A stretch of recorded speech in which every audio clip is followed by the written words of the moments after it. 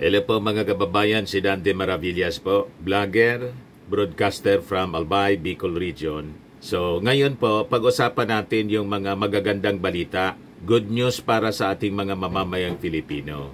Good news para sa ating mga mamamayang Pilipino, bad news para sa mga Duterte, lalo na kay Sara. Ano yan, Mr. Maravillas, na mga good news and bad news? Bad news nga po kay Sara, pero good news sa mga mamamayang Filipino. Ayan o.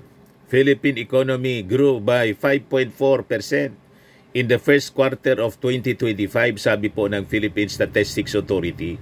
Tumaas din yung employment rate, 96.1%. Yung inflation rate lalong bumagal sa 1.4%. Yan yung mga good news, pero bad news kay Sara. Lalo na naman po maiinis si Sara nito. Ano pa niya, Mr. Maravillas, yung mga balita ngayon? Ito, good news din para sa ating mga mamamayan. Bad news sa mga Duterte. Duterte arrest follow the law.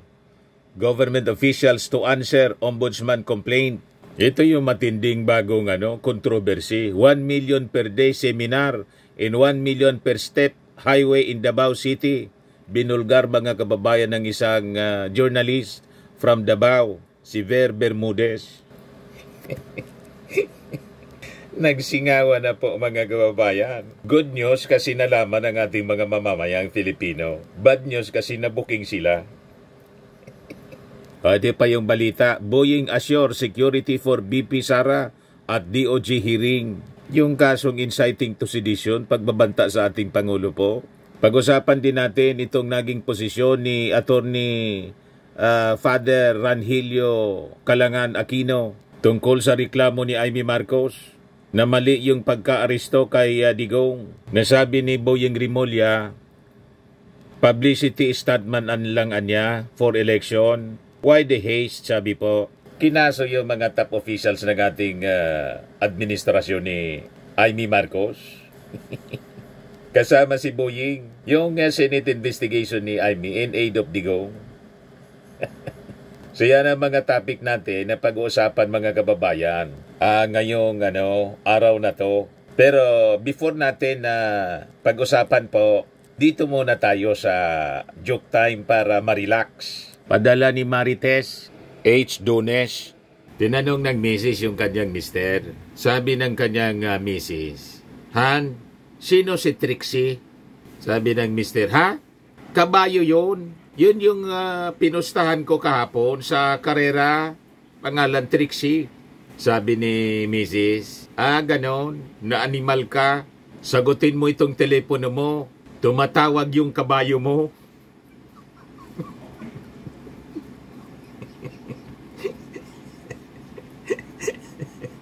Hawak-hawak pala, mga kababayan yun. Hawak-hawak pala ni Mrs. mga kababayan yung telepono. Hindi mo na pinapakita. May tumawag na nagpakilalang Trixie. Booking na booking si Mister. Anyway, joke man lang po mga kababayan. Matik na 200 pesos. Kasali ka na rin sa ating monthly draw. 5,000 pag nabunot yung pangalan po ninyo. Kung hindi, qualified ka pa rin sa grand draw natin sa December. 10,000 pesos ang grand prize natin. Ayos na. Sa Lunes na po yung ating eleksyon. Kaya pasiguruin natin yung mga iboboto natin. Dapat po hindi pro-China, kundi pro-Pilipinas at hindi pro-Digong. Kasi lugi tayo kung yung senador mga kababayan, paglilingkuran lang isang pamilya. Tapos si sweldo po galing sa taxes ng mga mamamayang Filipino. I-number 1 po ninyo, si Ben Abalos. Sa mga magsasaka, ito lang. Number 1, papalakasin ko ang kapangyarihan ng NFA kasi tinanggal ito ng rice tariffication. Isipin mo, kung minsan baksak ang presyo, kawawang ating magsasaka. Pero kung meron kang NFA na may sapat na pondo na siya na bibili sa iyo at siya na rin magbebenta, open kasi hindi nila pwede ibenta, nakalagay ito sa batas, i-impact lamang nila, mockery in terms of calamity. They can only sell it if there is a rice emergency. At tanggalin natin yun. Isipin nyo, sabi nga ni Sir Pico, kung libo-libong truck, buong Pilipinas, walang ginawa kundi bumili ng bigas sa mga magsasaka at binibenta mismo direkta sa mga tao. Naku po, masaya na magsasaka, masaya yung mga bibili dahil nakakabura sila. Hindi ba? Napakasimple. Let's just empower the NFA at yan ang gagawin ko. I will amend the rice tarification.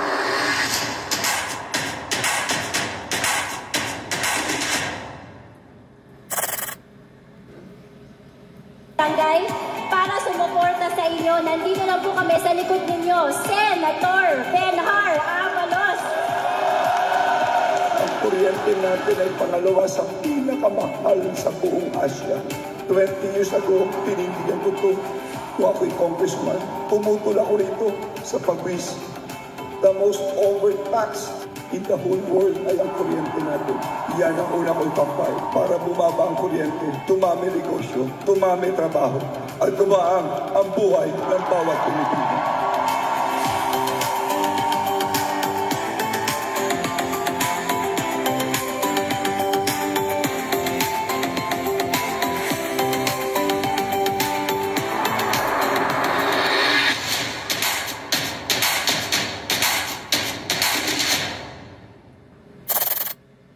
So ituloy-tuloy po natin mga kababayan ang pagunlad ng ating bansa, ng bagong Pilipinas. Tingnan ninyo ngayon, napakagaganda yung mga nangyayari sa ating bansa na pilit pinipintang madilim ni Amy Marcos at saka ni Sara Duterte.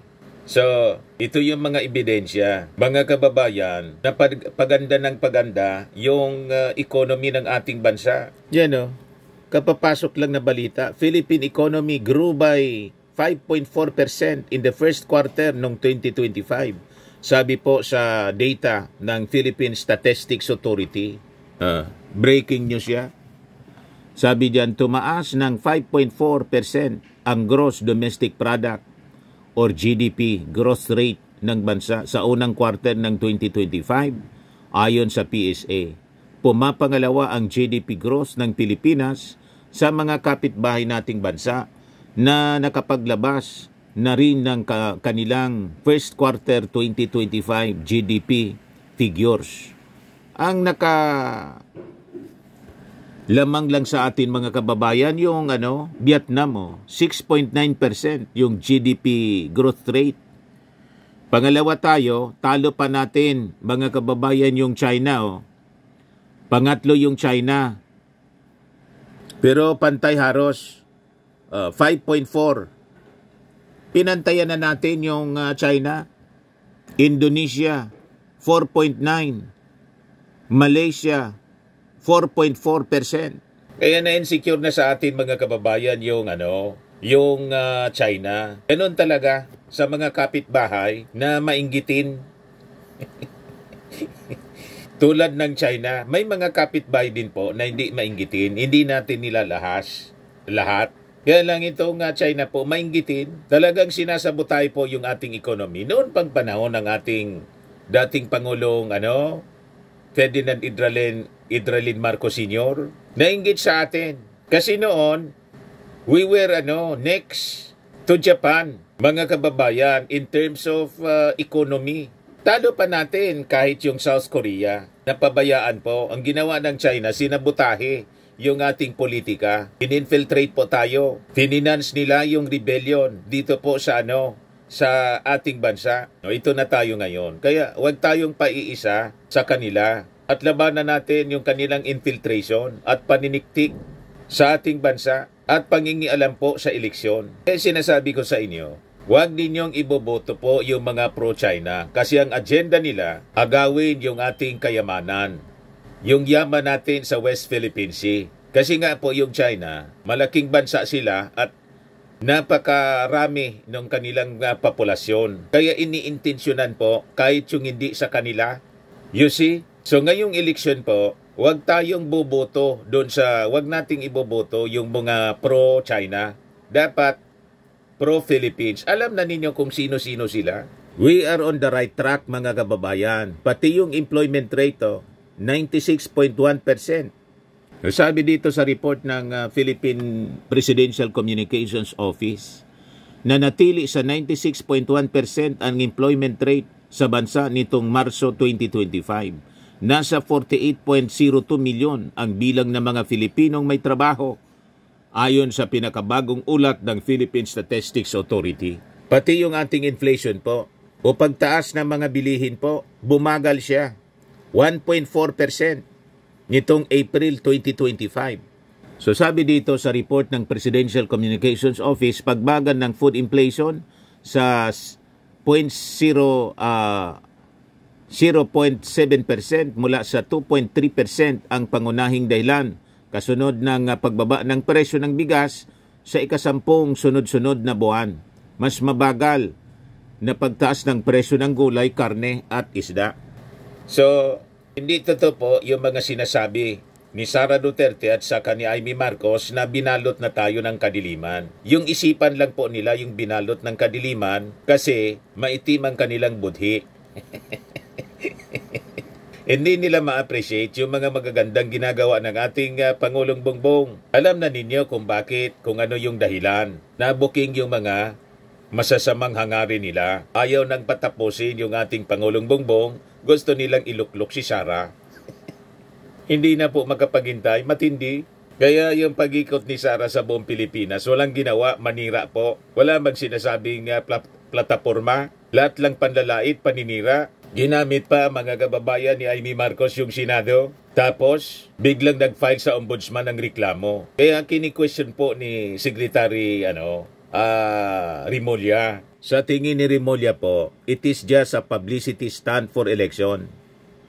Why the haste anya? Remulla calls ombudsman complaint a publicity stunt for elections. Pagtapos na niya eleksyon, tama na yon. Kasi para gusto lang makakuha ng publicity tungkol sa eleksyon. Wala niya tayong magagawa. Kaya sabi ni Remulla, kami naman anya ready na sagutin yung mga complaints na final ni Amy Marcos sa ombudsman. Desperate move po ni Amy Marcos. Pagkatapos kapon, sinisi pa yung kapatid niya, yung ating Pangulong Bongbong Marcos, sa pagbagsak ng kanyang ratings. Yung ratings ng ating Pangulo, lampas sa ratings ni Sara. Most trusted pa rin mga kababayan. Kahit bumaba ng 5%, most trusted pa rin yung ating Pangulo kaysa kay Sara. Di ba noon sa mga surveys, kahit walang ginagawa si Sara, lampas yung trust ratings ni Sara kay PBBM. Pero ngayon po, bumagsak si Sara. Mataas yung ating Pangulong Bongbong Marcos. Yan pong ebidensya. Sabi sa report ng Manila Bulletin, President Marcos still most trusted approved government official, sabi sa Okta Research. The survey conducted from April 2 to 5 showed that 60% of Filipinos trust Marcos while 59% are satisfied with his performance. Si Sara, tumaas yung ratings niya, pero 58%. So talo pa ng ating Pangulo. Trust rating niya 58, yung ating Pangulo 60%. From 65 to 60%. You see? Hindi pa nga kapanipaniwala kasi si Sara, alangan man, wala mang ginagawa, mataas pa rin yung ratings. Sige man lang ang panira. You see? O ngayon, balikan natin si Boying Remulla. So ready niyang sagutin. The complaint was filed after the Senate Committee on Foreign Relations chaired by Senator Amy Marcos conducted hearings on March 11 arrest of former President Rodrigo Duterte. Actually, sabi po ni Boying, the complaint itself parang nawiwirdoan ako kasi hindi naman committee report, sabi po ni Remulla. Why the haste? Why not wait for the committee report? Because that the committee investigation. Yun nga din po yung nalata natin. Yung nagre-report, si Amy man lang. Kahit yung mga kakampi niya na mga senador, si Bongo, si Bato, hindi man kasama doon sa nag-file.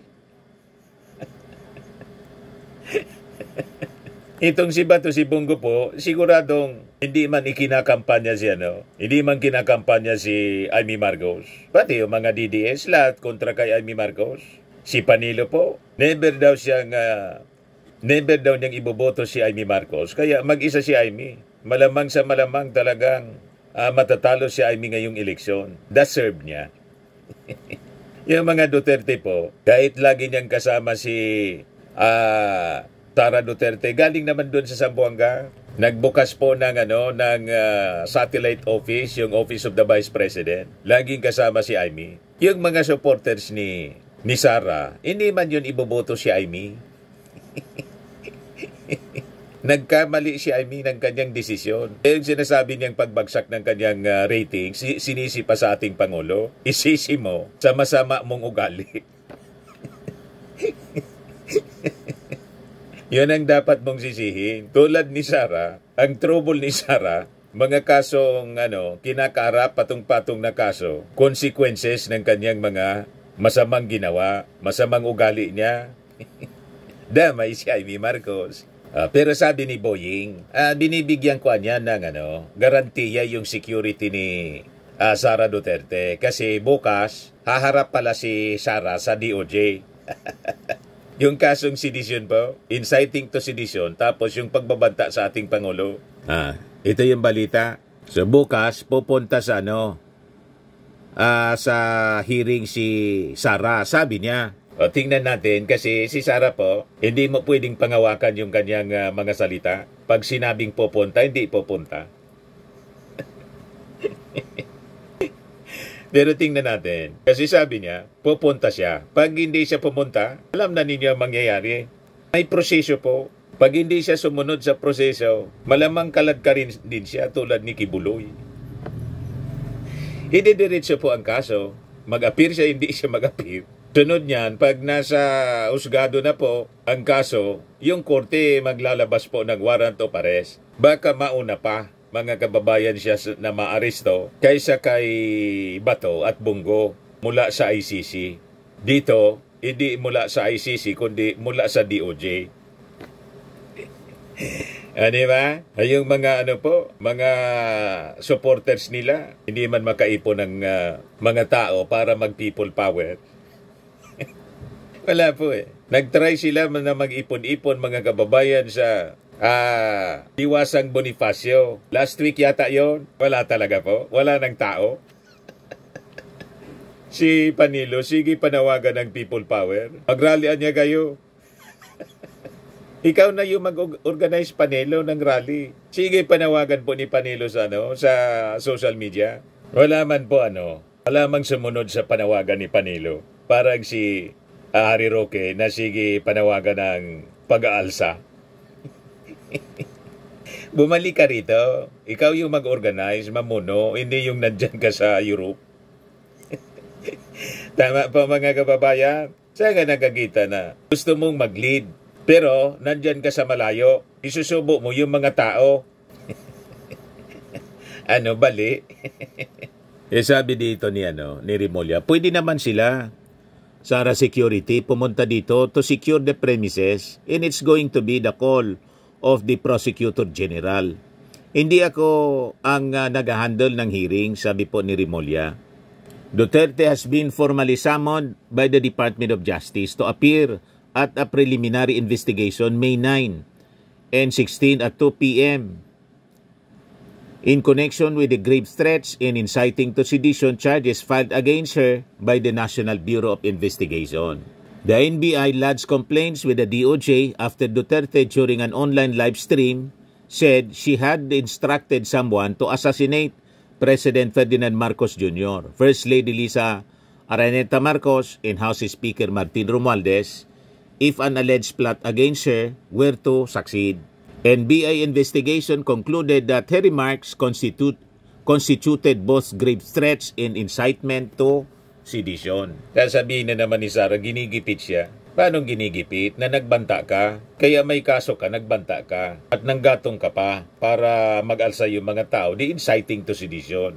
Yan kasi, hindi nag-iisip. Kaya patong-patong ang kaso na kinakaharap ninyo. Tapos isisihin ninyo yung ating gobyerno. sasabihin ninyo, pinopolitika kayo. Tama po? Malabo po ang mga depensa ni Sara. Dapat niya itong harapin at kailangan niyang panagutan po yung kanyang mga maling ginawa. Ngayon, yung Palasyo Malacanang mga kababayan nag-react na rin tungkol doon sa mga sinasabi ni Sara, pati ni Amy Marcos, na illegal yung pag-surrender ng ating Pangulong Bongbong Marcos sa Interpol kay Digong. Na yun ngayon ang rason kung bakit nag-file sa ombudsman si Amy Marcos based yun sa kanyang findings kuno. Yung findings niya, anda naman po yung ating mga secretaries, si DILG Secretary Rimulya, John Vic, si Boying Rimulya ng DOJ, pati si General Torre at si General Marbil. So sabi po ni Jose Castro, sa napakabilis pong pag-aksyon ng ombudsman sa reklamo pong ito ni Senator Amy Marcos, tayo naman po at tutugon. Ang mga nasabing mga opisyal ay tutugon po at sila po ay magsasubmit ng kanilang mga counter affidavits.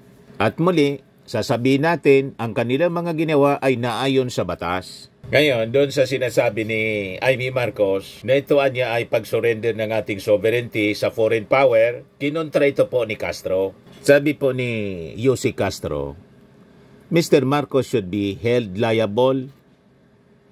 Ang ginawaan niya ng pamalaan ay hindi naman po pagsuko ng soberenya, kung hindi pagsuko ng isang akusado. Hindi po ibibenta o isusuko man ng Pangulo ang anumang parte ng ating karapatan sa bansa, kanino man. Ang opinyon na po na nanggagaling sa Vice Presidente ay walang pinanggagalingan, walang basihan. Baseless po. Lahat man na akusasyon ni Sara, baseless. Ang may base po, ang kaso na final sa kanya. Yan yung mga buwelto ni Sara tapos ni Digong, ng kampo ni Digong po. Walang base. Kahit yung pulburon, walang base. Lahat po, aka-aka. Lahat, gawa-gawa na mga kaso. Gawa-gawa na mga akusasyon, mga kababayan. Walang base. Ang may base po, yung impeachment, articles of impeachment. At saka ang may base yung EJK. Kaya si Digong, nandun, mga kababayan, naarap sa kasong crimes against humanity. Ngayon, ibigay ko sa inyo itong posisyon ng isang magaling na abogado at pari. Si Father Ranhilio Calangan Aquino, isang professor and dean sa College of Law.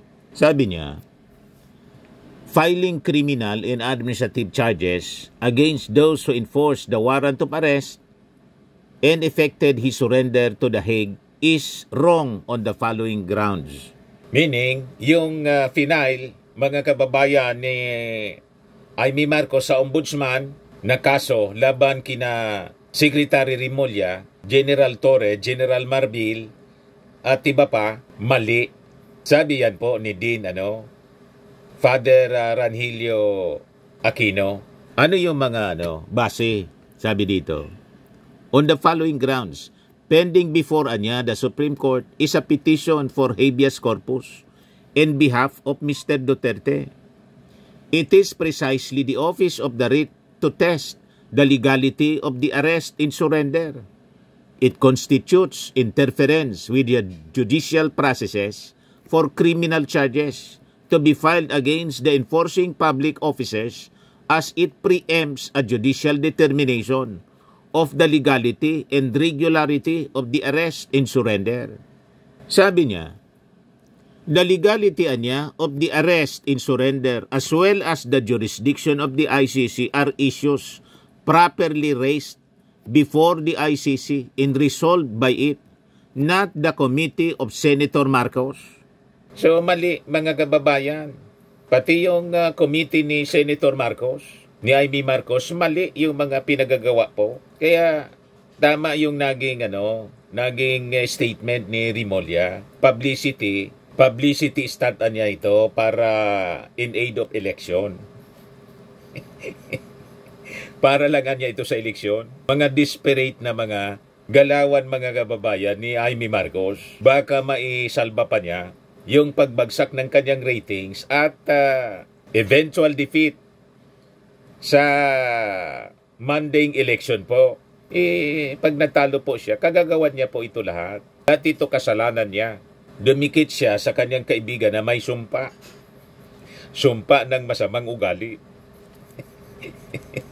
So nadamay na din siya. Makikita ninyo ang masamang ugali na rin ni Amy Marcos. Kasi masama pong pag-ugali ng isang kapatid na binantaan na ng iyong kaibigan. Kumampi ka pa sa nagbanta na kaibigan mo kaysa sa iyong kapatid. Di ba? Yung kapatid mo na walang tigil na sinisiraan ng iyong kaibigan, doon ka pa kumampi. Ano yon? Hindi yun maintindihan ng ating mga kababayang Filipino. It defies logic. Di ba? Yung mga actions ni Amy Marcos defies logic. So sabi pa ni Din Ranillo Aquino, the legislature has no power to determine that a crime has been committed nor to file criminal and administrative complaints. The powers of the legislature are set forth in Article 6 of the Constitution. Instituting criminal proceedings is not among them. Individual legislators may, but they do so in their personal capacities. Kaya siguro si Amy Marcos, nag-iisa siya doon na nag-file sa ombudsman. Walang support galing sa kanyang committee kasi eventually, hindi man yun iso-support. At maging si Bato at si Bungo, siyempre, ang isip din ng mga taong yun, akoan niya, kamian niya, safe na, mananalo na kami based sa survey. Sabi nga natin, manalo man si Bungo at si Bato sa survey, sa eleksyon na limbawa, may sword of Damocles pa rin sila. Kasi nga po, yung pangalan nila, sabi sa mismong admission ni Sara Duterte, isusunod na sila sa isi-serve ng warrant of arrest, mga kababayan, ng Interpol sa kasong crimes against humanity tulad ng kasong kinakarap ni Digong. Kaya sabi ko sa inyo, manalo man itong dalawa, sayang lang yung mga bumoto. Di ba po? It is just a matter of time, mga kababayan. Baka nga isang araw, mabigla na lang tayo, bigla na lang lumitaw si General Torre. Di ba? May dala-dala ng warrant of arrest ng Interpol at naka-standby na rin yung eroplano. Ano tingin ninyo? Kailan kaya yun mangyayari po, mga kababayan? Sabi po ni Ranillo, it should not be forgotten that at the time of Mr. Duterte's arrest through counsel, he prayed the Supreme Court for a writ of injunction in prohibition alleging the illegality of his arrest. The High Court turned down his prayer for a TRO and a WPI, meaning that it would found no transgression of a clear right and essay or existence that needed urgent protection. Malinaw po mga kababayan, maling-mali si Amy Marcos. You see? Ngayon, dito pa tayo sa isang kwento na kahindik-hindik na malamang madagdagan pa yung kaso ng mga Duterte. Ito, naglitawa na po. 1 million per day seminar and 1 million per step highway in Davao City. Yan Mindanao Insider. In-expose ni Ver P. Bermudez, isa pong journalist from Mindanao. Yan pwede ninyong i-search yung kanyang page mga kababayan. Mindanao Insider, May 7, 2025. Kahapon lang niya pinost mga kababayan ito. Sabi dito sa kanyang expose, did you ever ask why Davao City Councilor Bernie Al-Ag left the Duterte camp to end up as vice mayoral running mate of Attorney Carlo Nograles?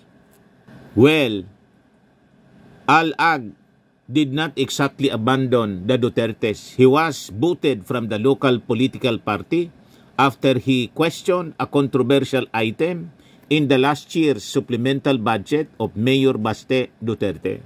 Maubos po mga kababayan ang pamilya Duterte. Si Digong may crimes against humanity, si Sara na impeach at may inciting to sedition case. and grave threats. Si Apolong kinasuhan po ng isang bugaw ng panggugulpi. O ngayon si Basti po, ito na ang posibleng kakarapin niya pong kaso, korupsyon. Ito, sabi rito, that the budget question made Al-Ag lose his committee chairmanship in the city council. The usual privilege of hiring contractual employees was also removed. The crucial question then comes in. What specific item in the budget was questioned by Al-Ag? In his blog just 2 days ago, Al-Ag said it was for the purpose of capability building trainings and seminars. Kasi yung cost ng seminar training, a staggering 350 million pesos. Anong klaseng training seminar yan, mga kababayan? Nasabi dito ni Bermudez, 1 million per day, 350 million. Di 1 million per day. Pagkatapos may 1 million per step highway in Davao City. Ganon katindi po. Kaya di na dapat tayo magtaka kung bakit si Sara, 11 days, 125 million. Lahi nila talaga po ang maglunok. Limpak-limpak na paglunok, mga kababayan. Ang bilis. At limpak-limpak na kwarta. Yan na. That almost 1 million per day for the whole year, including Sundays, just for training seminars. The amount is so huge that it can already produce hundreds of lawyers or doctors for free. If that 350 million will be used to fund college scholars at 100,000 each for a school year, that would mean 3,500 scholars. That is already the population of one university or college. But no, the Duterte administration would use the 350 million for capability building training and seminars. Any right-thinking councilor should question the kind of spending Al-Ag did, and that did him in. Parehas po ang pattern ng paggastos tulad ng paggastos ng confidential funds. Malamang sa training din baga yung confidential funds na base po sa na-discovery ng Congress, yung mga trainings, seminars po, wala man doon na ginamit galing sa confidential funds kasi dati nang may pondo galing sa military. Inuwala yung yung training, ginamit lang yung training para kumubra.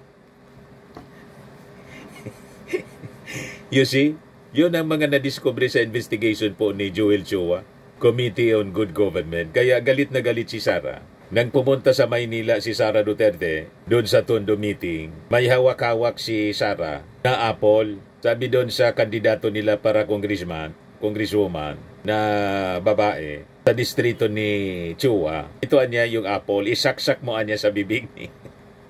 Hanggang mabilookan sa kamamatay, sabi ni Sara.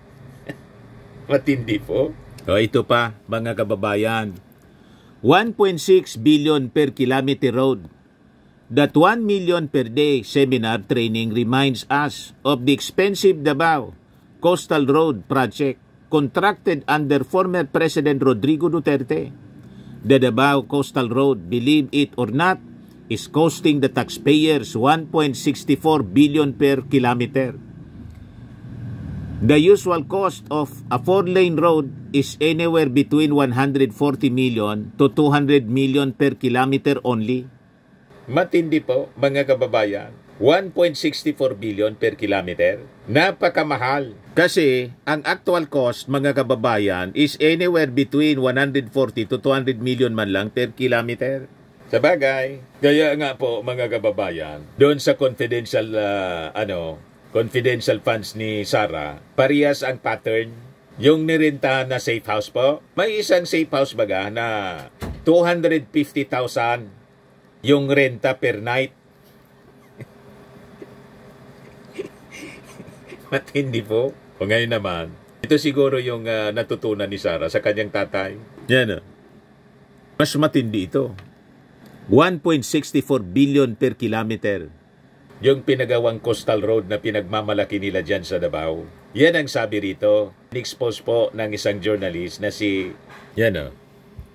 Mindanao Insider, Ver P. Bermudez. That means, anya, the Davao Coastal Road is 8 to 10 times more expensive. If you are not familiar with the numbers, the Davao Coastal Road stretches to 17.33 kilometers.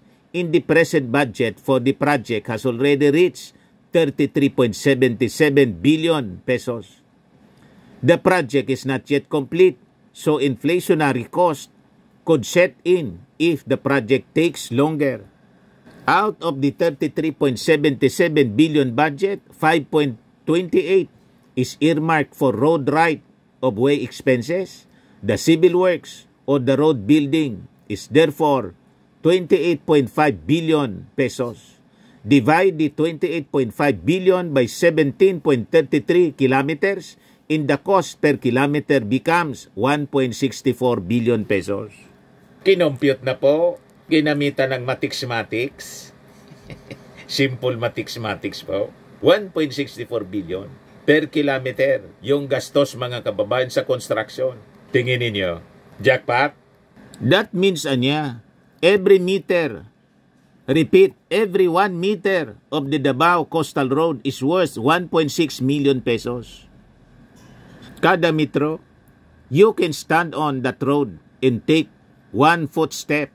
You may find it incredibly expensive, but the 1 step already covered 1 million worth of road. Kaya sabi po ni Bermudez, thinking about the 1 million per day seminar, in 1 million per step highway, we can only say that the Dutertes are quiet lavish in spending for their pet projects, parang mga spoiled kung gumasta. So nagsingawa na, mga kababayan. Abangan natin kung ano yung magiging reaksyon nito ni Baste at saka ni Sara. Siyempre si Digong hindi man natin ma-interview ng mainstream media kasi nasa kulungan na. So ang magre-react nito, si Baste, si Pulong, or si Sara Duterte. Malamang anya Mr. Maravillas, maguramita doon. Tingnan na lang natin kung ano ang magiging reaksyon nila with this expose tungkol sa sinasabing 1 million per day seminar in 1 million per step highway in Davao City. Sabi po ni Ver Bermudez. Tayo po, no comment muna tayo kasi kalalabas pa lang ng balitang yan. So, kuninto ko lang sa inyo para alam ninyo. Anyway, nagkalat na ito, mga kababayan, sa social media. Kahit hindi ko ikwento, mababasa ninyo. Tama po? At itong ating programa, mga kababayan, atid sa inyo nitong ating mga sponsors. Fairmax, Firming and Lifting Cream. Pinapay po sa mga pulses in affected area. Mainam po ito sa mga pains at paninigas ng mga kaso-kasuan. Ito sa mukha naman yung application, anti-aging, Automax po siya. Ito ay Glow 60, mga kababayan. Whitening po siya. Made in South Korea. Ito naman po, Ningxia Red Mix Fruit Drink. Gawa po siya sa goji berry. May anti-cancer properties po siya. At sa mga nagana po ng malinis and spacious fitness gym, pumunta lang po kayo sa aming Colossal Fitness Gym. May Grab Car Rental din po kami. At bills payment po sa aming office. At saka sa mga mahilig po sa mga imported bags, manood po kayo sa live selling ni Madam Aileen Rosales sa kanyang Aileen Closet po. Pati mga shoes, ito yung kanya po. Ito yung kanyang page. Kita ninyo, napakagandang mga online selling po siya. Si Madam Aileen Rosales. Cellphone number niya po 773-798-7816.